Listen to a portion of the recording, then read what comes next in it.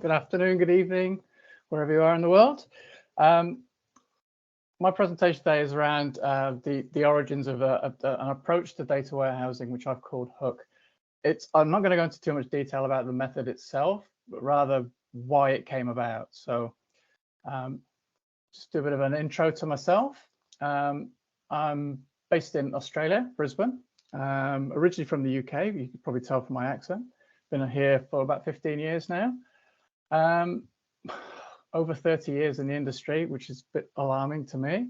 Probably about the last 12 years in data analytics. So data modeling from a very early part in my career, early 90s. So all forms, relational modeling, various forms of analytical, data vault, Kimball, all that kind of stuff. So yeah, I know my way around a data model. I'm Data Vault certified, so this is going to be an interesting conversation because what I'm going to say kind of flies in the face of some of the teachings of Data Vault. So please don't hate me for that. And the inventor of Hook, I won't say inventor. What I've kind of done is taken the best of breed or the good bits from different methodologies, whether it's Data Vault, whether it's Kimball.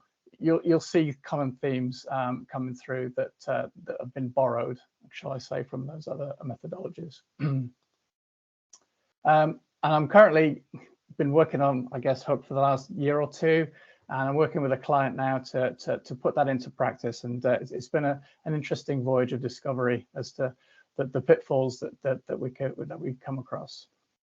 Okay, if you're looking for more information. I do have a Substack. There was an original plan to write a book. So there are a series of articles which are kind of in the form of chapters. It's still ongoing. There's a lot of work I need to put into that. It's kind of stalled, but the basics are in there. So if you are interested to learn more, then check out that Substack. So content. I'm going to start controversially with when Data Vault doesn't work and why. And point out some common problems that I've encountered, in the field, if you like.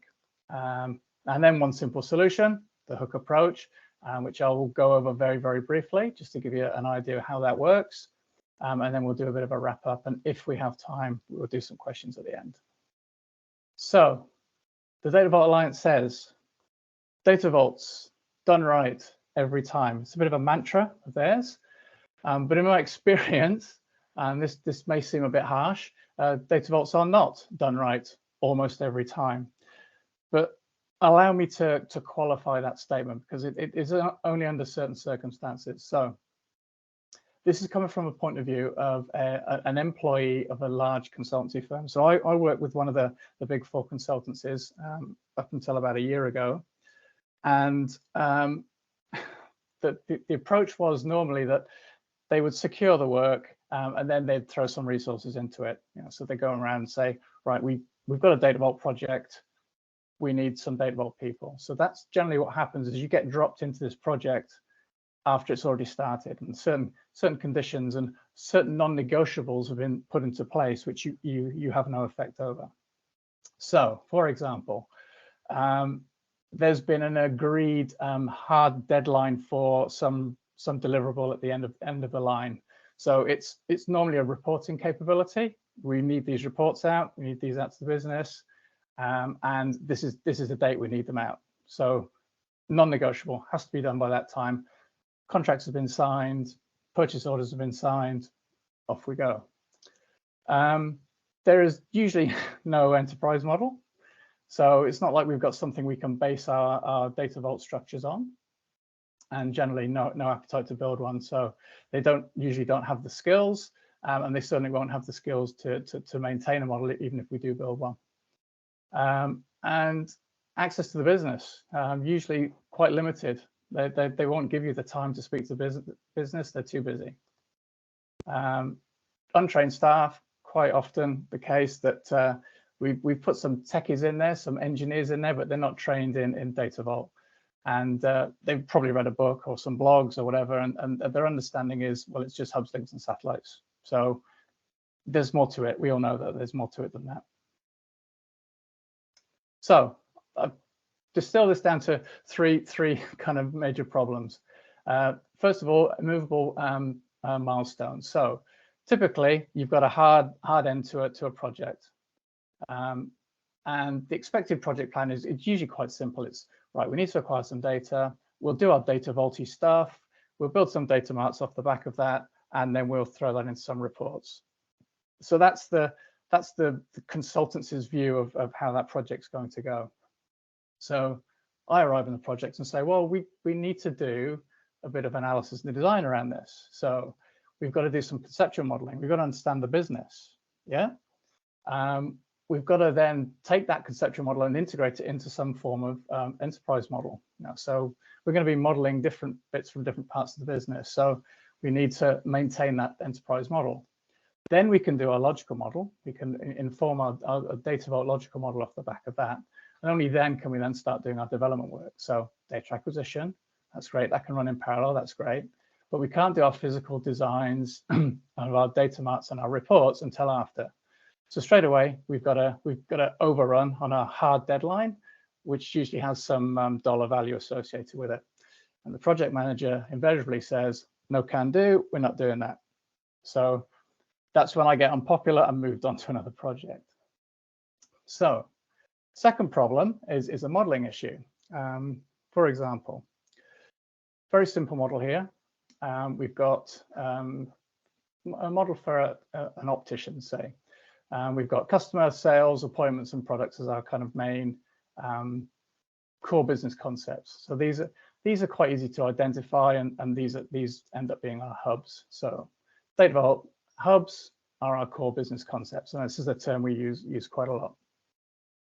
So the hubs are easy, but what about the links? So kind of looking at this model and go, what links do we want to pull out of this? So we could go, right, we've got some two-way binary links, you know, customer sale, customer appointment, or do we want to go three-way? So we've got a customer sale appointment and a sale appointment and product, perhaps. So we've got 4 hubs there. How many links can we get out of that? Well, with 4, there's 11 possible permutations of those 4. And if we kind of increase the numbers, so this is a formula I worked out. 2 hubs, 1 link, 3 hubs, 4 links. And as you go, you're kind of doubling each time you add a link into the mix. So if you go all the way up to, say, I don't know, you've got a data vault model with 100 hubs, that's a 10 to the 30 number of possible links that we could produce. So the space of combinations is huge. So the chance of us picking the right ones maybe a little bit slim. So we've got a lot of choices. These combinations don't even include those type of links which actually refer to the same hub more than once, you know, like same as links or hierarchical links. Doesn't even include those. So there's even more permutations than these. Which ones do you choose? You know, it's a hard choice. And how likely are they likely to align to the data that you're actually ingesting into your warehouse? So it's all very well having a perfect world. This is the model that I would like. But when the data comes in, you may get a mismatch, in which case you've then got to start adding things. And so you get this concept of link sprawl, where you just keep adding in links because you've got new relationships you're identifying as the data comes in. So which inevitably leads to technical debt. So it just gets out of hand. And as we know, technical debt is rarely addressed.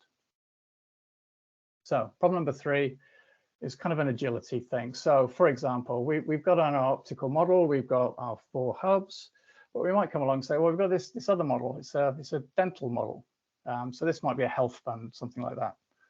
And it's similar, but not quite the same. We've got patients and appointments and treatments. So we've got different concepts, but are they the same?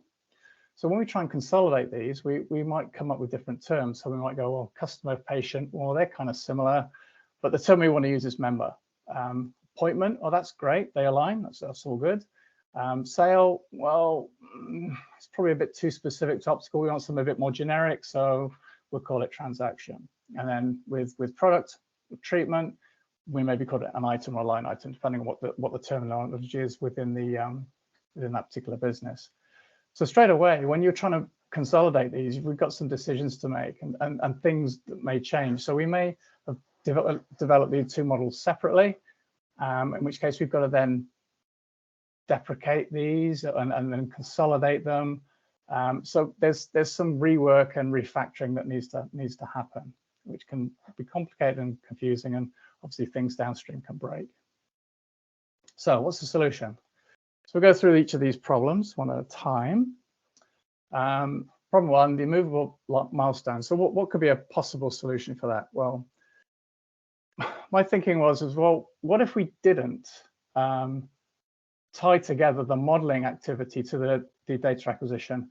What if we were able to acquire the data without worrying about what the target model is going to be? So that was one train of thought. So it's effectively decoupling the model from the technical mechanism of ingesting the data. One way to do that is to virtualize. So the model we put over the top of the source aligned data is virtualized. So what can virtualize mean? So we'll get into that in a minute. Too many modeling options. Now here's where I'm going to upset a lot of people in the Data Vault community. So first solution, eliminate links entirely. So take links out of the equation entirely. It's hard to think up the right links, so let's just not do it. And then if we're going to go that far, then why not remove the hubs too? I think Andreas mentioned this yesterday. It was like when you reduce a hub down to a single field, then what's the point of having it? So yeah, let's get rid of those. So why not just collapse all our business keys into our satellite structure? Okay, I'll leave that with you to think about. Third one, model agility. It would be great if we had the ability to, if we got things wrong, that we could just drop it and recreate it without the need to reload the data.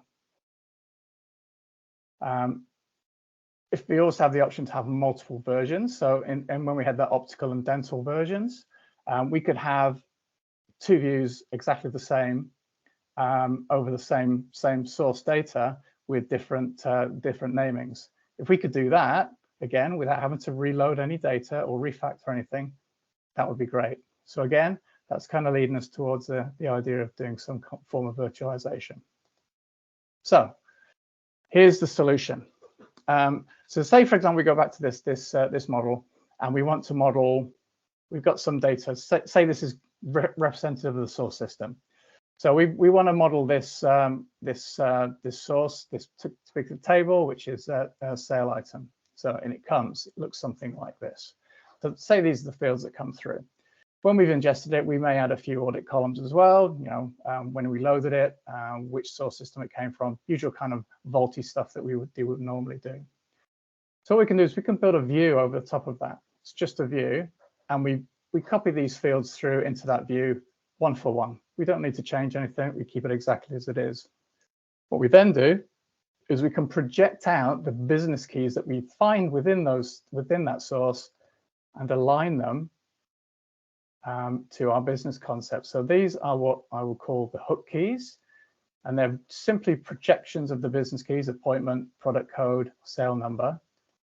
And I've not had to think about links. So effectively, there's a link defined here between sale, product, and appointment. And sale, product, and appointment are terms in our enterprise data model. So these need to be in our business glossary. We need definitions for them, and they need to be in that business glossary so that we can then refer to them. That's a kind of hard rule of the approach. So these are important in terms of these are what are in our enterprise model. So like I said before, if we want to consolidate or models, we might find we want different terminology. So we might have a second version of this with different terms. So instead of sale, we've got transaction, product, item, appointment, as we had before. It's just another view that sits over exactly the same table, exactly the same. Just views. And what we've got in these bags, these views, which I call bags, we have source aligned data, absolutely corresponds with what we've just ingested, but it's also business aligned. So it kind of best of both worlds. Okay. And that is the hook approach. It's really that simple. Obviously, there's more to it in the way we treat these business keys, and there's other concepts like key sets where we're qualifying those business keys. But that's the basics of the approach. So you kind of look at this as an operating perspective. We've got that kind of source aligned, business aligned. Data comes in from source. We may load it into our persistent staging area, if you like, or data lake. And that is an activity which is acquisition. So that can proceed, give that to the engineering guys, and off they go. At the same time, we get the guys going out to the business, speaking to the business, and getting definitions for these core business concepts. And we can use techniques like Elm to do that kind of thing. We can assemble those concepts into our enterprise data model. Again, it's just a business tool to communicate that. And we've got a modeling exercise. These can proceed completely independently of one another. There's no tie in between the two. And then in the middle, we then produce our bags, which is our virtual layer that sits between the two that aligns the two together. So it can be done totally separately at a later stage. We can build all our kind of downstream stuff off the lake tables directly, or we can build it off the bags. So we've got that option to do that. So development doesn't stop. We can continue with at this level, or when we're ready, we can go with the bags later on.